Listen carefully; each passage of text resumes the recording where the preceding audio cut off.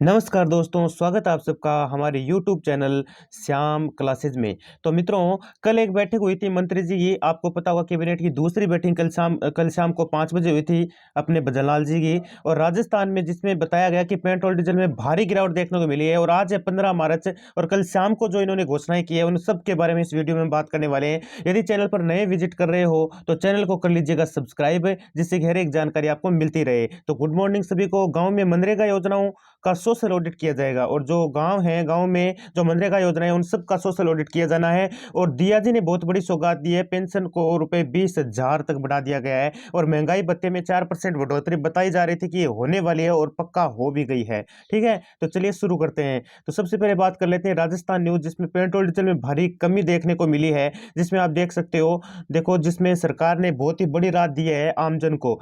राजस्थान में petrol diesel की कीमत में भारी कमी, सरकार ने दी बड़ी राहत। जैसे 14 मार्च, देखो यहाँ पे लिखा है साफ साफ, यहाँ पर राजस्थान 14 मार्च, पेट्रोल डीजल में ऊंची कीमतों से परेशान लोगों को राहत मिली है, क्योंकि राज्य की सरकार ने उनकी कीमतों में वेट को कम करने का ऐलान किया है। मुख्यमंत्री भजनलाल शर्मा ने कैबिनेट की मीटिंग के बाद इस बात की घोषणा की। सीएम ने बताया कि डीजल और पेट्रोल के अंदर विसंगतियां थी, जिन्हें दूर किया गया है। इस निर्णय के साथ पेट्रोल डीजल की कीमतों में अब आप देखो, इतना तो कभी घटा है ही नहीं, 5 रुपए तक की कमी आने की संभावना बताई है इन्होंने। इसके साथ ही वेट की दर में 2% की कमी की गई है। और साथ ही मैं बता दूं आपको, पेट्रोल पर लगने वाले वेट 2% की कमी के बाद पेट्रोल की कीमत में 1.20 से 5 रुपए तक, डीजल में 1.34 पैसे से 4.85 पैसे तक की कमी होगी।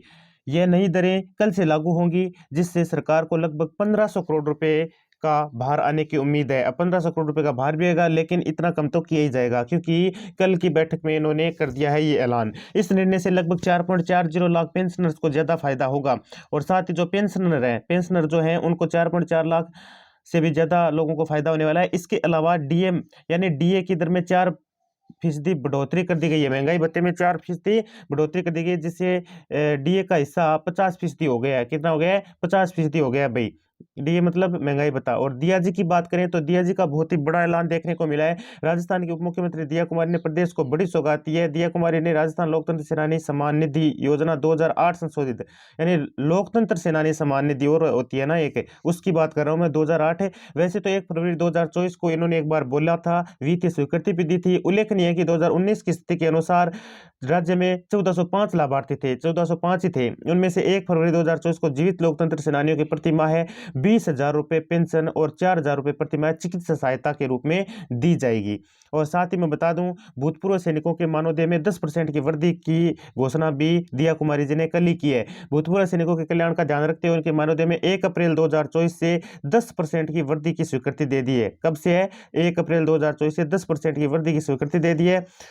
और समूह दुर्घटना बीमा योजना का कार्यकाल 1 वर्ष के लिए बढ़ाया गया है। उप मुख्यमंत्री दिया कुमारी ने राज्य सरकार की कर्मचारी कल्याण की नीति के अनुसार राज्य के सरकारी कर्मचारियों के लिए समूह दुर्घटना बीमा योजना का कार्यकाल 1 मई 2024 से 30 अप्रैल 2025 तक फिर से 1 वर्ष के लिए बढ़ाने की वित्तीय सहमति दे दी है। और इसमें मानदेय कितनी 10% की वृद्धि बताई जा रही है। देख सकते हो आप, जैसे पार्षद है, मेयर है, सभापति है, पार्षद है, मेयर है, सभापति, अध्यक्ष के मानदेय की वर्तमान दरों में 10% की वृद्धि की, इससे संबंधित अधिनियम नियम में संशोधन की वित्तीय सहमति भी दे दी है। लोकतंत्र सेनानी सम्मान निधि 2008 को 1 फरवरी 2024 से 1 फरवरी नहीं 1 मार्च 2024 से प्रभावी वित्त विभाग ने स्वीकृति दी है। मुख्यमंत्री दिया कुमारी ने राज्य सरकार की कर्मचारी कल्याण की नीति के अनुसार राज्य ने सरकारी कर्मचारियों को दुर्घटना बीमा 1 मई से 2024 से 30 अप्रैल 2025 तक बढ़ाया है। भूतपूर्व सैनिकों को मानदेय में 10% वृद्धि, जो 1 अप्रैल 2024 से 10% की स्वीकृति दी गई है। अब इसके अलावा देखो, जैसे कि बात करें, राज्य कर्मचारियों का डीए 4% बढ़ाया गया। डीए बढ़ने के साथ 8 लाख कर्मचारियों को लाभ मिलेगा। 4,40,000 पेंशनर्स को भी इसका लाभ मिलेगा।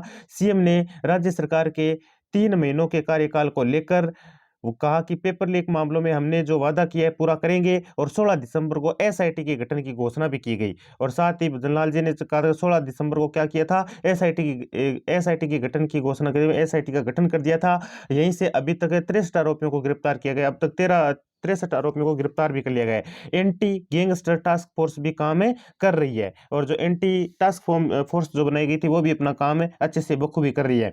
उन्होंने कहा कि हर विधानसभा में 5 करोड़ की सड़कों की स्वीकृति प्रदान की, 3 करोड़ की राशि हर विधानसभा में अस्पताल, पशु औषधालय, अन्य मुद्दों की स्वीकृति की गई। बिजली में 1,60,000 करोड़ का MOU किया गया। राजस्थान बिजली के क्षेत्र में सरप्लस होगा, हम बिजली खरीदेंगे नहीं बल्कि बेचेंगे।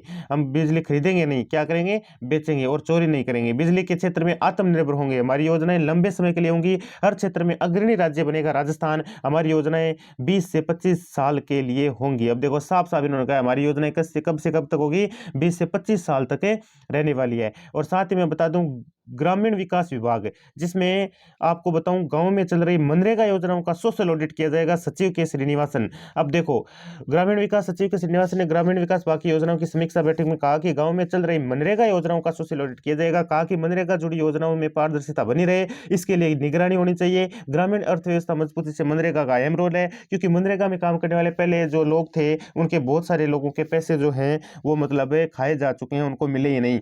विभाग अंतर्गत संचालित योजनाओं का नियमित और विस्तार से समीक्षा हो सके। सचिव ने कहा कि मनरेगा से जुड़ी योजनाओं के क्रियान्वयन में पारदर्शिता और गुणवत्ता को बनाए रखने के लिए लाभुकों की अकाउंटेबिलिटी तय होनी चाहिए। इससे योजनाओं को तय सीमा में पूरा करने में मदद मिलेगी। साथ ही योजनाओं का सोशल ऑडिट रेगुलर होना चाहिए, इससे योजनाओं में गड़बड़ी और लापरवाही पर अंकुश लग सकेगा।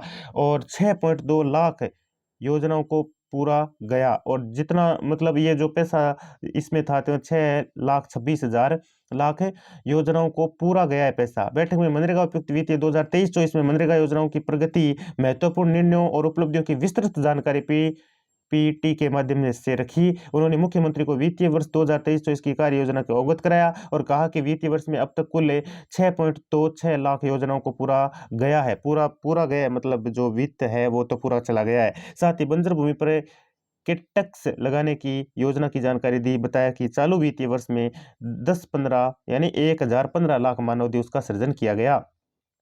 अब योजनाओं की कौन सी जानकारी दी है वो और देख लीजिए। सचिव ने बताया कि 2.89 लाख सखी मंडलों का गठन किया गया और 32.94 लाख परिवारों को जोड़ा गया। विगत 4 वर्षों में 1.18 लाख सखी मंडलों का गठन कर 15.29 लाख परिवारों को जोड़ा गया। वहीं 5 लाख से अधिक महिला किसानों को लखपति महिला बनाया जा चुका है। बैठक में ग्रामीण विकास सचिव ने महिला उत्पादक संगठन, जोहार परियोजना, झारखंड सूक्ष्म टपक सिंचाई योजना, महिला किसान सशक्तिकरण परियोजना, प्लास ब्रांड, फूलों जानो आशीर्वाद अभियान, दीनदयाल उपाध्याय ग्रामीण कौशल योजना, ग्रामीण स्वरोजगार प्रशिक्षण संस्थान, बिरसा विशिष्ट जनजाति विकास योजना एवं उड़ान परियोजना, प्रखंड भवन निर्माण कार्य आदि से जुड़ी भी जानकारी इन्होंने दी है। मित्रों धन्यवाद।